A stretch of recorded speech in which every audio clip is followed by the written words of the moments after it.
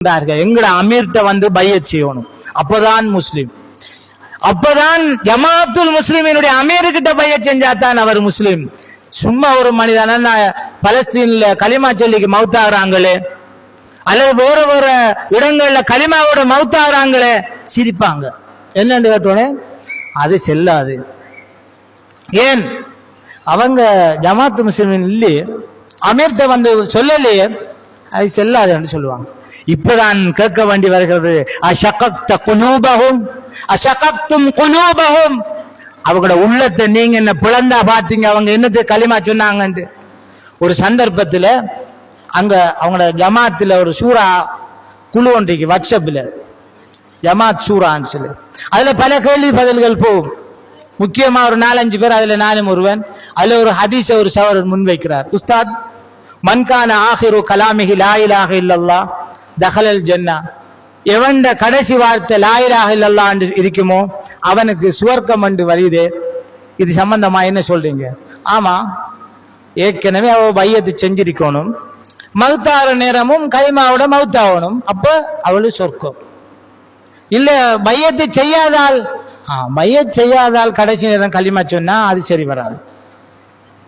அப்ப என்ன அப்ப இந்த ஹதீஸ்ல விளக்கம் என்ன? அதான் விளக்கம். ஹதீஸ் என்ன சொல்லுது? எவனுடைய இறுதி வார்த்தை லா இலாஹ இல்லல்லாஹ் என்று இருக்குமோ அவன் சுவர்க்கம். அப்ப சொர்க்கத்தை அல்லாஹ் கொடுக்க சொல்றான். உங்களோட பிரச்சனை என்ன? ஒரு மனுஷன் சொர்க்கம் பண்ண உங்களுக்கு என்ன வாப்பா போட்டுமே, இல்ல அவர் இங்க வந்து லைசன் எடுத்து போடும். இப்ப ஒவ்வொரு மனுஷன், உதாரணமா கோடிக்கணக்கான மக்கள் இருக்கின்றாரு, இவைய ஒரு 200 பேர் தான் இருக்காங்க. ஒவ்வொரு வீட்டிலையும் தான் போய் நிக்கணும். அப்படின்னா மௌத்தாக்குள்ள முன்னுக்கு போய் நிக்கணும். நின்று சொல்லு, எனக்கு முன்னுக்கு சொல்லு, நான் பையத்து பாட்டு. இப்ப எந்த பையத்து ஜமாத்திட்ட போய் கடைசி நேரம் களிமா சொல்ற பைத்தியம் பிடிக்கும். தல்சமு ஜமாத்துல் முஸ்லிமின் வ இமாமஹும்டா, ஜமாத்துல் முஸ்லிமினை இமாமையும் பற்றி பிடி. எந்த ஜமாத்தை வாப்பா பற்றி பிடிக்க? சிபாக் மௌலிர ஜமாத்தை பற்றி பிடிக்கிறதா? ஹிபத் ரஹ்மா மௌலிர ஜமாத்தை பற்றி பிடிக்கிறதா? உமர் அலி அசரத்துல ஜமாத்தை பற்றி பிடிக்கிறதா? அல்லது இன்னைக்கு 73 ஜமாத்து முஸ்லிம் பேர்ல இருக்கு, அதுல எதவாப்பா பற்றி பிடிக்க? முதலாவது கொஞ்சம் பேசி ஒரு முடிவெடுத்துக்கு வாங்குறாங்களே, எந்த ஜமாத்தை நாங்க பற்றி பிடிக்கிற ரெண்டு செல்லி அனுப்ப வேண்டிய கிடைக்கு. அன்பான சகோதரர்களே, இப்படி மிக பிழையான நிலைப்பாடு. இறுதியாக இந்த விஷயங்களை நான் சொல்லி முடித்து விடைபெறுகின்றேன். அந்த விஷயம் என்னவென்றால், உமர் அலி அசரத்து அவர் மரணித்து விட்டார். நாம் அவருடைய தனிப்பட்ட குறைகளை சொல்லவில்லை, அல்லாஹ்வும் அவரும் பார்த்து கொள்ளட்டும். அவருக்கு சாதகமாகவே நாம் பிரார்த்தனை செய்கின்றோம். ஆனால் இருக்கிறவர்கள் தப்பிக்கொள்ள மாட்டீர்கள். உங்களுக்கு அல்லாஹ் பகுத்தறிவை தந்திருக்கின்றான், சிந்திக்கிற உணர்வை தந்திருக்கிறான். உங்களுக்கு முன்னால் நான் இப்போது வந்து பல செய்திகளை சொல்லிக் கொண்டிருக்கின்றேன். இதற்கு புறவும் நீங்கள் இதனை கேட்காமல் காதுக்குள் விரலை வைத்துக் கொண்டிருந்தால் மறுமையில் நீங்கள் மாட்டிக்கொள்வீர்கள். இன்ஷா அல்லாஹ் நான் அல்லாஹ்விடத்தில் தப்பித்துக் கொள்வதற்கான ஒரு ஏற்பாடாகத்தான் இதை நான் பார்க்கின்றேன். அப்ப உமர் அலி அசரத்து ஆரம்பத்தில் நதீர் மௌலவிய அவரோடு இருந்து செயற்படுகிற காலத்தில் அதுதான் சத்தியம் என்று பேசினார். பிறகு நதீர் மௌலவியோட முபாகலா செய்து அவரை வழிகேடாக்கி போட்டு பாகிஸ்தான்ல போய் சேர்றார். பிறகு பாகிஸ்தான வழிகேடு என்று ஆக்கி போட்டு அவரோட சேர்ந்த ஆக்களை சத்தியம் என்றும், பாகிஸ்தானை பற்றி என்ன சொல்கிறீர்கள் அசரத்? அவர்கள் பிரிவு, அவங்க முருத்தத்தில் அவங்க பிரிவு என்று விட்டார். அப்ப இலங்கையில இப்ப பாகிஸ்தானை பின்பற்றி இருக்கிறார்களா அசரத்?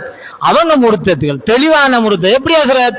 அவங்க பாகிஸ்தான் ஜமாத்து பிரிவு ஜாஹிலியத்து, அதே பாகிஸ்தான் ஜமாத்துக்குள்ள இருக்கிற இலங்கை ஆக்கள் முருத்தத்துனா எப்படி? அது அது அப்படித்தான். அவங்க முருத்தத்து இலங்கையில பாகிஸ்தானை பின்பற்றி இருக்கிறார்கள், ஆனால் பாகிஸ்தான் அவங்க ஜாஹிலியத்தை விட்டார். இப்படி சொன்ன உமர் அலி அசரத் அடுத்த ஒரு கட்டம் திரும்ப பாகிஸ்தான் அந்த வெளியேறினதுக்கு பிறகு சொல்றாரு, நாங்கள் தற்போது 1990ஆம் ஆண்டு ஆரம்பித்த அசல் இஸ்லாத்தில் இருக்கிறோம். அது என்ன இஸ்லாம் ஆண்டோடு திரும்பி பார்த்தா நதீர் மௌலவியோட அவர் கொண்டு அந்த இஸ்லாத்தில் இருக்கிறான். நதீர் மௌலவி அவர் புலண்டு தான் அவரோட முபாகலாவே செஞ்சு இப்ப கடைசியில வந்து சொல்றாரு, நதீர் மௌலவி பேரை விட்டு போட்டு நாங்க கொண்டு அந்த சத்திய கொள்கையில் இருக்கிறோம் என்று சொல்றாரு. இதுல பிரச்சனை என்னண்டா, அவர் எங்க இருக்காரோ அங்கதான் சத்தியம் இருக்கும். சத்தியத்துக்கு வந்த சோதனை என்னண்டா, உமர் அலைஹிஸ்ஸலாத்து எங்க எல்லாம் போவாரோ அங்கெல்லாம் சத்தியம் பின்னால போயிட்டே இருக்கணும். அவர் போற இடத்துல சத்தியம் இருக்கும், அவர் இருந்து போட்டு போன இடம் அசத்தியமாக பார்க்கப்படும். உண்மையாவே இதெல்லாம் அதுக்கிட்ட இருந்து வெளியே வந்து நிதானமா சிந்திக்க குழம்பலங்கு. அடுத்தது இன்னொரு விஷயம் என்னன்னு கேட்டா, ஆரம்பத்தில் இந்த ஜமாத்துல் முஸ்லிமின் ஒரு பாக்குறாக்களுக்கு ஒரு அட்டெக்ஷனாக, ஒரு நம்மளும் இப்படி வாழணும் என்ற ஒரு ஆர்வத்தை ஏற்படுத்துற மாதிரி இருக்கும். எல்லாரும் தொழுவாங்க, எல்லாரும் ஜக்காத்து கொடுப்பாங்க, எல்லாரும் தாடியோட இருப்பாங்க, வட்டியோட தொடர்பு இருக்க மாட்டாது, பெண்கள் முழுமையா மூடி இருப்பாங்க, கரண்டைக்கு மேல உடுப்பு, இப்படி கடும் பணுதலா இருப்பாங்க. பிறகு இந்த மஜ்லிஸ் ஷூரா அந்த ஆய்வுக்கு போய் வாரான், அடிக்கடியே தலை போற, ஒரு 2 கிழமைக்கு ஒருக்கா போய் வார. அங்க போனா நாங்க அங்க தொழுதுக்கு இருப்போம், ஒரு பெரிய டீம் ஒன்று பள்ளிக்கு முன்னால் நின்றுட்டு இருப்பான். அவ கேட்கிறாங்க, உள்ள சவரம் யாரு சவரம், என்ன சவரம், எல்லாம் நம்முடவன் தான் சரியான பலீனமா போய்த்தானு உளம்பாங்க. அவ இது எங்கேயுமே நான் பாக்குறேன். நம்மட காக்கா தம்பி ஊர்ல இருக்கிற நம்மட காக்கா தம்பி தொழலாட்டி அவனை காவிரு முஷிரிக்கு முர்த்தன்ற, இவனே தொழலாட்டி முஸ்லிம் என்று சொல்லணும். என்ன பிரச்சனை இது? அடுத்தது ஜகாத் விஷயம். பிரிவில் உள்ளவங்க ஜகாத்து கொடுக்கிறார்கள் இல்லை, ஜமாத்துல் முஸ்லிமின் சரியா செய்யறது. வந்து பார்த்தா வெள்ளாமை செய்றாங்களாம். இந்த ஊர்ல கூட அப்படி சொன்னாங்க சகோதரங்கள், மௌலவி வெள்ளாமை செய்றாங்க, ஏக்கர் கணக்குல ஜகாத் தாராங்க, இல்ல கொஞ்சம் பயான் பண்ணுங்க. நம்மளால வேண்டது கத்தி செல்ல தந்தரியும். நம்ம கிட்ட போய் செல்ல கழுத்தை பிடிப்பான். அமீர் அஞ்சலோ நீ யாரு செல்லத்துக்கு கண்டு கேட்டுருவான். அமீருக்கு ஒரு 5-10 தள்ளி விட்டோடனே அமீர் சக்காத்துக்கு அதை இழைக்க மாட்டார். இப்படிதான் பிரச்சனை. நான் பகுதி செல்ல உண்மைகளை பேசிக் கொண்டிருக்கின்றேன். இல்லாட்டி அமீரோட வார புரோக்கரை கொடுத்து விட்டாலும் சரிதான். இப்படி பேச்சு. அடுத்தது போத வஸ்தினுடைய கேந்திர நிலையமாக நாங்க மக்கா ஆண்டு நேசிக்கிருந்த, நாங்க மதீனா ஆண்டு நேசிக்கிருந்த அந்த ஊர்கள் மாறியது. அண்மையில 23 வரை பிடிச்சி போய்தானலாம். அது 6 ஆண்டோடு பார்த்தா அங்க இருக்கிற அபூபக்கர் மகனையும் உமர் மகனையும் பிடிச்சி போய்தானலாம். கிழிஞ்சுது போ. ஒரு காலத்துல மக்கா மதீனா இவர்கள் சஹாபாக்கள் என்று பேசிக் கொண்டிருந்தோம். அந்த சஹாபாக்கள புள்ளைகளை கொண்டு போறாங்க. எப்படி இருக்கும்? அப்ப இது என்னண்டா, இப்படி பேச்சு இந்த அளவுக்கு நாரி பேச்சு பிதத்து வாதிகள் என்று மக்களை பார்த்து சென்ன முழு பிதத்து இதுக்குள்ள இருக்குது. இப்போ தலைக்கு வேறையாகவும் காதுக்கு வேறையாகவும் மசூல் செய்றாங்க. அந்த ஹதீஸ் பலவீனமானது. குர்ஆன் சுன்னா பேசுற யாரும் அது செய்யற இல்லை. ஆனா அவங்க இன்றைக்கும் செஞ்சுக்கிருக்கான் விதத்தான செயற்பாடு. சூரத்துல் ஃபாத்தியாவுக்கு வேற இடம் விடுறாங்க. ருக்குவுக்கு முன்பு 2 சூறா ஓதி போட்டு அந்த ஹதீஸ் எல்லாமே பலவீனம். விதத்தை செஞ்சுக்கிட்டு இருக்கிறாங்க. மிம்பர்ல அசா எடுத்து குத்பா பிரசங்கம் செய்வது விதத். ஹதீஸ் பலவீனமானது செஞ்சுக்கிறாங்க. அப்ப என்னண்டா, அந்த ஆக்கள் ரஹபல்லாம விட்டதே போன வருஷம் தான். தஸ்பீயத்தோட விட்டாத முந்தின வருஷம். அப்ப இதை ஒரு 20 வருஷம் எடுக்கும். அப்ப எனக்கே இப்ப பற்றிக்குது. இவைகளுக்கு பாருண்டா இன்னும் கொஞ்சம் காலம் போகும். நாங்களும் இப்படித்தான் அந்த மௌலிமாரை எல்லாம் கடும் ஒரு விரோதிகளா பார்த்தோம். ஜமாத்து முஸ்லிமை விட்டு போன மௌலிமார இப்ப கடும் பாசமாயிருக்கோம் அவங்களோட. நான் இப்ப என்னோட ஹுசைன் மௌலியை காய்ச்சிருக்கக்குள்ள சொன்னாரு, நாங்க இதெல்லாம் அந்த காலத்திலே பேசினதே மௌலி, நீங்க கேட்கலையான்ட்டு. நாங்க கேட்கிறே இல்லை, நீங்க முறுத்தத்தானே. அது போல இப்ப நான் பேசிக்கிறேன், எந்த கதையும் சகோதரங்கள் கேட்க மாட்டாங்க. அவங்களோட பார்வையில நான் முறுத்தது. அல்லாஹ் நம்ம எல்லோரையும் பாதுகாக்க வேண்டும். அல்லாஹ்வுடைய தூதர் யாரை முறுத்தத் என்று சொன்னார்கள்? நபிகள் நாயகம் ஸல்லல்லாஹு அலைஹி வஸல்லம் காலத்திலே அப்துல்லா என்ற ஒருவர் அல்லாஹ்வுடைய தூதருடைய வஹியை எழுதி கொண்டிருந்தவர் இஸ்லாத்தை விட்டு வெளியேறி அவர் ஏற்கனவே இருந்த மதத்துக்கு போனார். யூதராக கிறிஸ்தவராக ஆகினார். அப்படி கிறிஸ்தவராக ஆனவரை தான் அல்லாஹ்வுடைய தூதர் முர்த்தத் என்று சொன்னார். நீங்க யார வாப்பா முர்த்தத் என்றீங்க?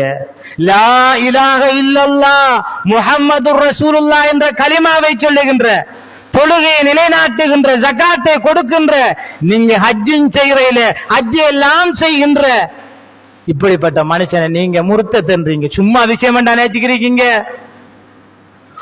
உலகத்தில மனிதர்கள் பெரும் பெரும் இபாதத்துகளில் ஈடுபட்டுக் கொண்டிருக்கிறவர்கள் நாளை மறுமையிலே வருவார்களாம். தொழுகையாளிகளாக, நோன்பாளிகளாக, ஜகாத் கொடுத்தவர்களாக, அல்லாஹ்வுக்கு முன்னிலையில பெரும் வணக்கங்களோடு வந்து நிற்பார்களாம். ஆனா இவருக்கு முன்னால பாதிக்கப்பட்ட கொஞ்சம் பேர் நின்றுக்கிருப்பான். ஆரண்டு பார்த்தா அவன் சொல்லுவான், யா அல்லாஹ் அவன் எனக்கு ஏசினான், இன்னொருவன் யா அல்லாஹ் எனக்கு இவன் அடித்தான், இன்னொருவன் யா அல்லாஹ் என்ற ரத்தத்தை ஓட்டினான், கொலை செஞ்சான், யா அல்லாஹ் விட்டு கட்டினான், அவதூறு சொன்னான். இப்படி கொஞ்சம் பேர் சொல்லிக் கொண்டிருக்கிற போது அல்லாஹ் இவருடைய நன்மைகளை எடுத்து, இவர தொழுகையில இருந்து எடுத்து, இவர நோன்பில இருந்து எடுத்து, இவர ஜக்காத்தில் இருந்து எடுத்து, இவர சதக்காவில் இருந்து எடுத்து, இவரால பாதிக்கப்பட்ட ஒவ்வொரு ஆளுக்கும் கொடுத்துக்கிட்டே வருவான். அப்படி வந்தாலும் இவரால பாதிக்கப்பட்டவங்களுடைய பிரச்சனை முடியாது. அல்லாஹ் என்ன செய்கிறான் என்றால், இவருடைய அமல்கள் முடிந்துவிடும், அதற்கிடையில் அவர்களுடைய பாவங்களை எடுத்து இந்த மனிதனுக்கு போடப்பட்டு இவன் நரகத்திலே வீழ்த்தப்படுகிறான். இது என்ன விஷயம்? இது என்ன கேஸ்?